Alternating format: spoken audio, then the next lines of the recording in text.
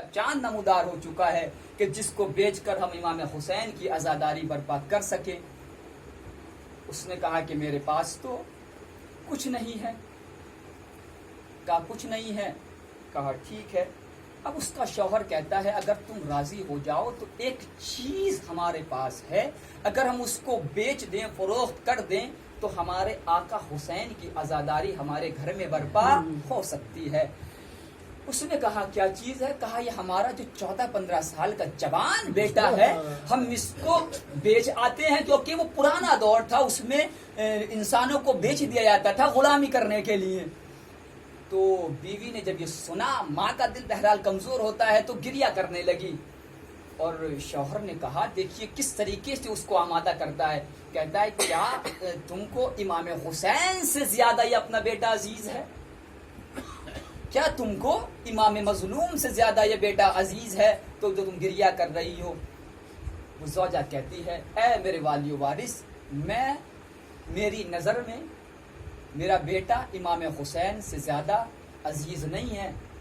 میں اس بات پر گریہ نہیں کر رہی ہوں کہ میرا بیٹا بیچ دیا جائے گا، بلکہ میں اس بات پر گریہ کر رہی ہوں کہ جب میں مجلسوں میں یہ سنتی تھی کہ شب عاشور مائیں اپنے بچوں کو قربان کرنے کے لیے تیار کر رہی تھی اور آمادہ کر رہی تھی کہ بیٹا جلدی حسین پر اپنی جان قربان کر دینا، صبح ایسا نہ ہو کہ کوئی ایک دوسرے پر سبقت لے جائے شہید ہونے میں۔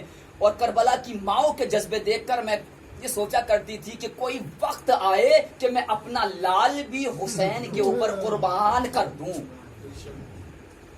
تو کہا جب میں سنا کرتی تھی تو میرے اندر جذبہ آیا کرتا تھا کہ میں بھی اپنے لال کو قربان کر دوں۔ کہا میرے والی و وارث، یہ بہت آسان تھا اس وقت سننا، یہ اس وقت میں سن کے بہت آسان سمجھتی تھی کام کہ ان کربلا کی ماؤں نے اپنی اولاد کا نذرانہ دے دیا۔ عزیزان محترم، آج وہ کہتی ہے زوجہ کہ میں آج جب اپنے بچے کو قربان بیچنے کے لیے سوچ رہی ہوں تو میرا دل تڑپ رہا ہے۔ ان کربلا کی ماؤں پہ لاکھوں سلام کہ جو اپنے بچوں کو کربلا میں شہید ہونے کے لیے تیار کر رہی تھی۔ بہرحال زوجہ راضی ہو جاتی ہے اور اس کا وہ شوہر اپنے بچے کو بیچنے کے لیے بازار میں جاتا ہے۔ بچہ کمزور تھا، لاغر تھا، 14-15 سال کا تھا، لیکن اس وقت کیونکہ غلام کا اگر کوئی خریدتا تو اچھا غلام خریدے گا جا کے جس سے اس سے کام لے سکے، رقم دے بھاری۔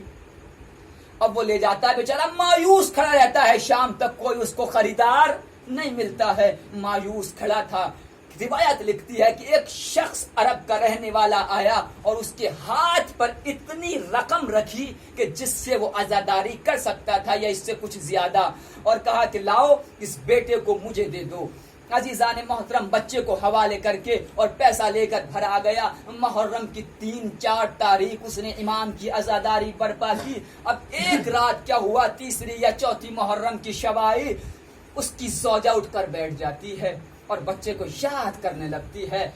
اب شوہر کہتا ہے کہ تم نے تو امام حسین کے لیے اپنے بچے کو بیچ دیا، کیوں گریہ کر رہی ہو؟ کہا مجھ کو یہ احساس ہو رہا ہے کہ آخر میرے بچے نے کھانا بھی کھایا ہوگا یا نہیں کھایا ہوگا، کہیں اس کا مالک اس کو مار تو نہیں رہا ہوگا، کہیں اس پر ظلم تو نہیں کر رہا ہوگا۔ عزیزان محترم، یہ باتیں ہوئیں اور پھر یہ دونوں سو جاتے ہیں۔ روایت کہتی ہے کہ اس کے بعد دق الباب ہوا، جا کے جب اس نے دروازہ کھولا تو کیا دیکھتا ہے کہ اس کا بیٹا کھڑا ہوا ہے، اس کا بیٹا کھڑا ہوا ہے۔ محبت میں اپنے بیٹے کو کلیجے سے تو لگا لیا، لیکن کلیجے سے لگانے کے بعد تھوڑی دیر کے بعد دور کر دیتا ہے کہ بیٹا میں تمہارے بدلے کی رقم لے چکا ہوں، میں نے کبھی بھی مال حرام سے حسین کی عزا نہیں بچھائی ہے، میں نے کبھی بھی مال حرام سے حسین کا فرش نہیں بچھایا ہے، چونکہ میں تمہارے بدلے میں قیمت لے چکا ہوں تو تم واپس چلے جاؤ، میں اس پیسے سے حسین کی عزاداری برپا کر رہا ہوں۔ پیغام دے رہی ہے روایت، ایسا نہ ہو کہ ہم اپنا پروگرام اچھا بنانے کے لیے اس فرش عزا پر حرام کا پیسہ لگا دیں۔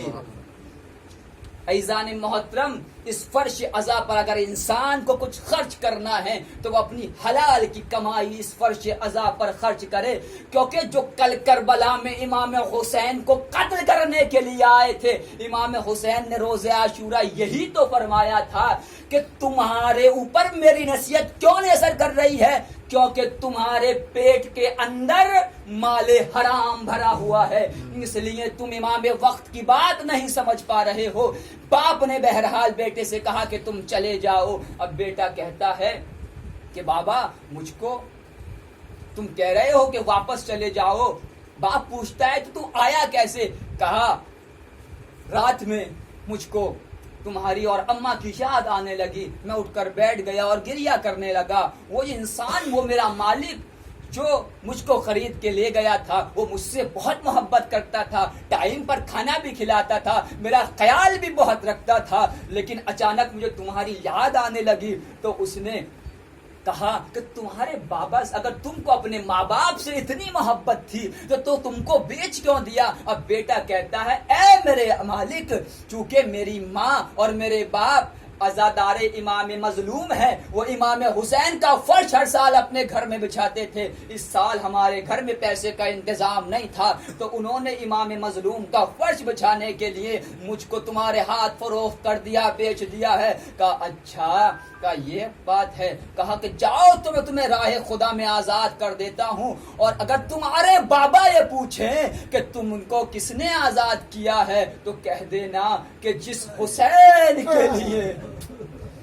حسین کے لیے تمہارے بابا نے تمہیں بیچا تھا، جس حسین کی آزاداری برپا کرنے کے لیے تمہارے بابا نے فروخت کیا تھا، کہہ دینا اسی حسین مظلوم نے مجھے آزاد کر دیا ہے، اور جاؤ اپنے ماں باپ کے ساتھ فرش عزا میں شریک ہو جاؤ اور حسین کی مجلس برپا کرو۔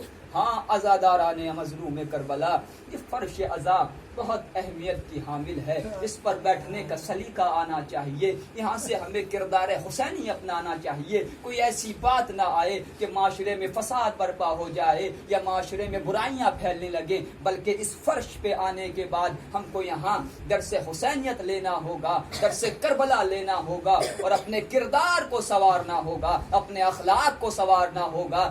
یہ ٹائم پر مجالس کرنا اور ٹائم ٹیبل یہ رسم دنیا نہیں، بلکہ یہاں آنے کے بعد فرش عزا سے کچھ لے کر باہر جائیں۔ محرم عزیزان محترم ہر سال آتا ہے اور آ کر چلا جاتا ہے، پھر اگلے سال آ جاتا ہے، لیکن اگر ہمارے اندر تبدیلیاں واقع نہیں ہو رہی ہیں، اگر ہمارے کردار میں کچھ چینجنگ نہیں آ رہی ہے، اگر ہمارے اخلاق میں کوئی چینجنگ نہیں آ رہی ہے، تو آپ یہ سمجھ لیجئے کہ ایک رسم ادا کر رہے ہیں، عزاداری نہیں منا رہے ہیں۔ صلوات بھیج دے محمد والے محمد۔